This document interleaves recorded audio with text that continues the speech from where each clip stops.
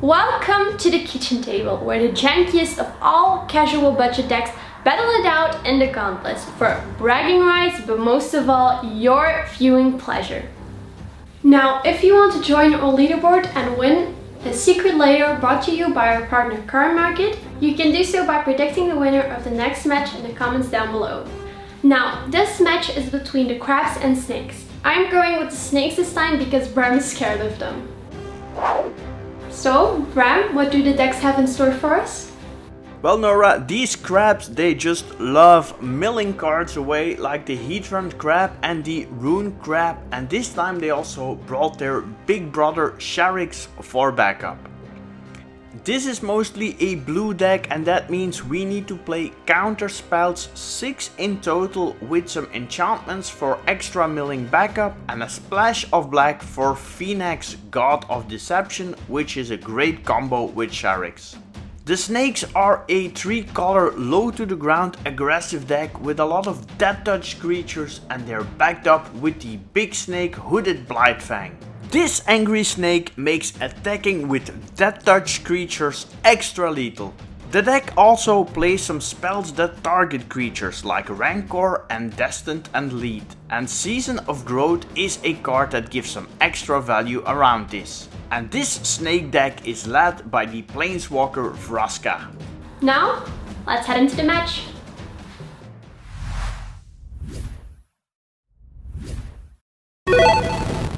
Fight! Crabs versus snakes, love the matchup, also loving the collected company in the hand of the snakes. And the crabs, they have a counter spell and a crab and some islands. So we're off with a Wasteland Viper. Now to the crabs, and turn 1 crab is the play you wanna make to get the milling machine going. And there is a swamp and an attack from the Viper. Now back to the crabs. Another crab is the draw. It's a Hedron crab this time. And it's followed up with a Dismal Backwater gaining a life, but most importantly, milling 6 cards away. Now the snake player has a little bit of a surprise, because here is the Ambush Viper. It has flash, so it can be played at the opponent's end step. And then a land. And we're going to see an attack now. There it is, an attack for 3 damage. Now, really important that there's a lead in the graveyard, and on a death touch creature this could act as a removal spell. Now, a lot of counter spells in the hand of the crab player, so I don't know if that's going to work. Here is a Fraying Sanity, and it means double the amount of mill. So an additional 6 cards milled, that's already 12 cards milled. And here is another flash snake, the Winged Coatl. It has flying and death touch and flash. And a forest is the draw and an attack from the snakes. That's 4 damage. Now back to the crab player. Another counter spell, that's counter spell number 3. A land means 6 cards getting milled away. And there's end step collected company, but it's getting countered because he didn't say please. So that's 3 more cards milled from the counter spell. And then 9 more cards from the Fraying Sanity. That's almost 20 cards that are milled away. And we're only at turn 4.